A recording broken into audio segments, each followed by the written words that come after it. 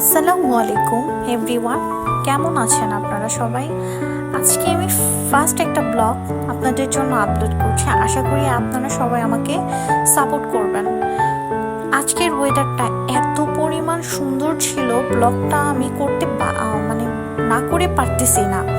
ওয়েদারটা জাস্ট দেখেন গাইস, এত সুন্দর। আমি যখন বারান্দাতে গিয়েছি, আকাশটা মেঘলা, মৃদু মৃদু রোদ, এত ভালো লাগছে আমার। খুবই আজকে ওয়েদারটা ভালো আছে। যাই হোক গাইস, আজকে আপনাদের জন্য একটা নিউ ব্লগ আপলোড করছি, সেটা হচ্ছে রান্নার ব্লগ। তো আমি আজকে ঈদের আগের দিন কি কি রান্না করছি সেটার ব্লগ করতেছি আপনাদের জন্য। যদি আমার ভয়েস বা কথায় যদি কোনো ভুল থাকে, প্লিজ আমাকে ক্ষমা দৃষ্টিতে দেখবেন, কারণ আমি কিন্তু প্রফেশনাল না, ফার্স্ট টাইম আমি ব্লগ করছি। আশা করি আপনারা আমার ব্লগটা দেখে কিছুটা হলেও আনন্দিত হবেন বা ভালো লাগবে। জাস্ট এটা আমার নিজের ডেইলি লাইফের একটা ব্লগ, আশা করি আপনারা দেখে পছন্দ করবেন। সো আজকে আমি রান্নার জন্য এই ইনগ্রিডিয়েন্ট, যেমন আজকে ঢেঁড়স ভাজি করব, ইভেন আজকে আমি মাছ দিয়ে তরই দিয়ে আজকে একটা রান্না করব। জানি না এটা কুককে কি বলে, এটা তরই নাকি, এক এক জায়গায় আমি শুনেছি এটা নাকি এক একটা নাম দেয়। বাট আজকে আমার রান্নাটা জাস্ট সাধারণ একটা সিম্পল রান্না। আপনারা জানি না কে কিভাবে রান্না করেন, বাট আমি এভাবেই রান্না করি। বাট আপনারা আমার রান্নাটা দেখে জানি না কে কি বলবেন, কি ভাববেন। এখন আমি ঢেঁড়স ভাজি করছি। দেখেন, আমি আসলে ঢেঁড়স ভাজিটা এমনভাবে করি যাতে ঢেঁড়সে কোনো পানি না থাকে, আর ঢেঁড়সটা আমার একটু সবুজ সবুজ টাইপ থাকবে। আমি ঢেঁড়স ভাজিটা তো ভাজা ভাজা পছন্দ করি না, কারণ ঢেঁড়সটা এমনিতেই অনেক সফট একটা জিনিস, এটা এমনিতেই রান্না করলে অনেক ইয়ামি হয়। বাট আমার ঢেঁড়সটা আমি সবুজ টাইপ রাখার চেষ্টা করি অলওয়েজ। এখন আমি ফ্রাই প্যানে মাছ ভাজাটা দিয়ে দিয়েছি, কারণ আমার রান্নার আগে মাছটা ফ্রাই করে নিতে হবে। সো আমি মাছটা ফ্রাই করে নিচ্ছি।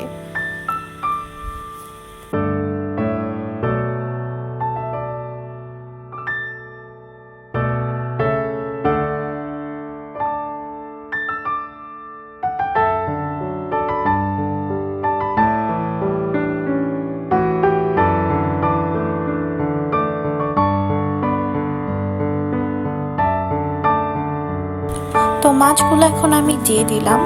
তো মাছ ভাজাটার মধ্যে আমি জাস্ট একটু হলুদের ফাঁকি, একটু মরিচের ফাঁকি অ্যাড করে দিয়েছি। আমি আসলে এই মাছটা একটু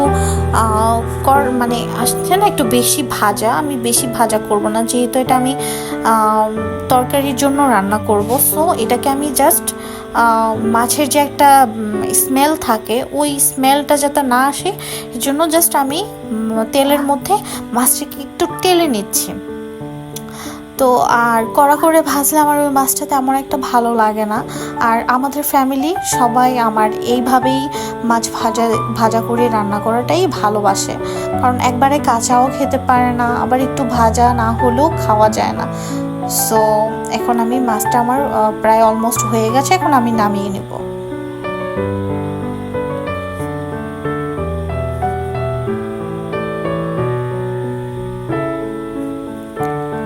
নেক্সট আমি কড়াইতে তেল দিয়ে দিচ্ছি, কারণ এখন কড়াইতে তেল দেওয়ার পর আমি পেঁয়াজ দিয়ে দিয়েছি অল্প পরিমাণ, যতটুকু আমার প্রয়োজন আমি অতটুকু দিয়েছি।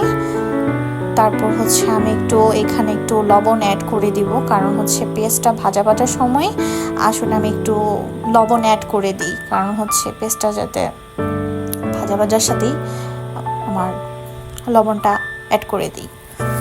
নেক্সট আমি একটু আদা বাটা, বেশি না, আমার আদা বাটাটা আমি একটু পরে দিব, কারণ আমার পেস্টটা যতক্ষণ পর্যন্ত একটু লালচে না হয় ততক্ষণ পর্যন্ত আমি আদাটা আর কি দিতে চাই না। এখন আমি আদাটা দিব, ইভেন রসুন বাটাটা দিয়ে দিয়েছি। এখন দেওয়ার পর আমি এটাকে একটু ভাজা করব, যাতে আদার স্মেলটা আমার খুবই ভালো লাগে না দেখে আমি জাস্ট অল্প অ্যাড করে দিয়েছি। এখন আমি একটু ভাজা করব। এখন আমি পানি অ্যাড করে দিয়েছি।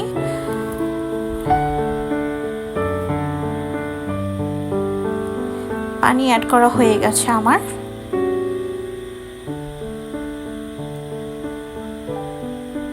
এখন আমি একে একে এখানে হলুদের ফাঁকি যা যা মশলা দেওয়ার প্রয়োজন হয় আমি সবগুলো অ্যাড করে দিব।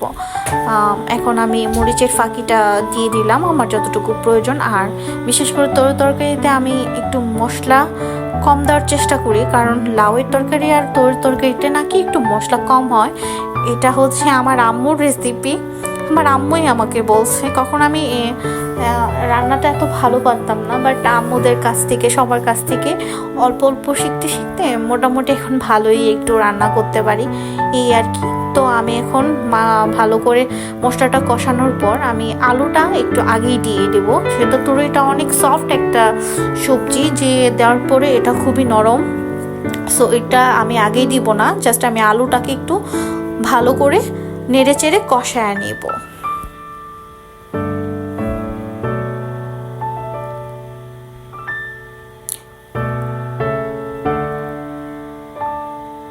এখন আমার মোটামুটি কষানো হচ্ছে, আমি আর কিছুক্ষণ কষাবো, আমার এখনো পুরোপুরি আলুটা কষানো হয়নি। এখন আমি কষানো মোটামুটি হয়ে গেছে, এখন আমি তুরইটা দিয়ে দিচ্ছি, কারণ হচ্ছে এখন তুরইটা দেওয়ার সময় হয়েছে, তাই আমি তুরইটাই দিয়ে দিচ্ছি।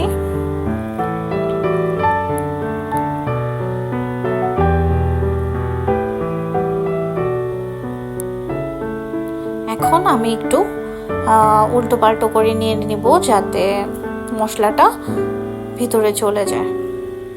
সো এখন আমি আবার উঠিয়ে নিলাম, তো তরকারিটা আবারও একটু নেড়ে চেড়ে নিতে হবে। কিসের জন্য?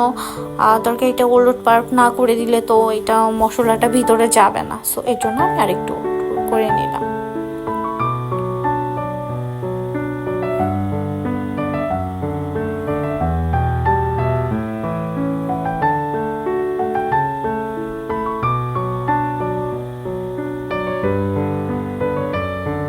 গাইস, ওইখানে যে আমার তরকারিটা ছিল ওইটা জানি না কেন কালো হয়ে গেছে। ওইটা তরকারিটা অনেক ভালো ছিল, ফ্রেশ ছিল, হঠাৎ তরকারির ওপরে একটু কালচে কালচে লাগলো দেখে ওটা আমি নিয়ে ফেলে দিয়েছি।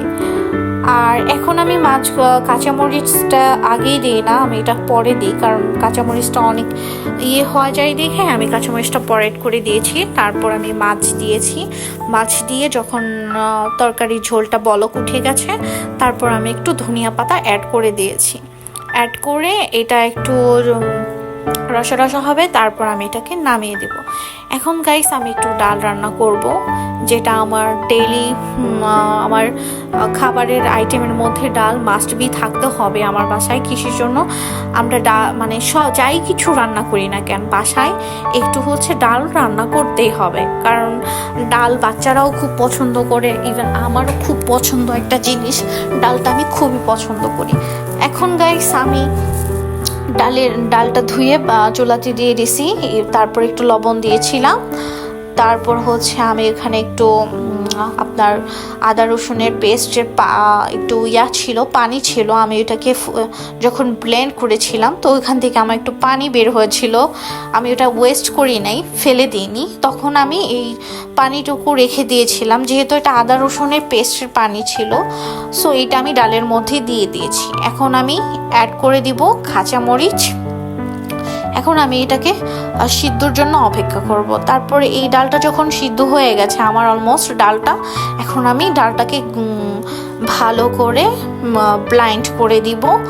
ব্লাইন্ড হয়ে গেলে তারপর আমি আর একটু পানি অ্যাড করার চেষ্টা করব, কারণ ডালটা একটু ঘন বেশি হয়ে গেছে। সো এখন আমি এটার মধ্যে একটু পানি অ্যাড করে দিব।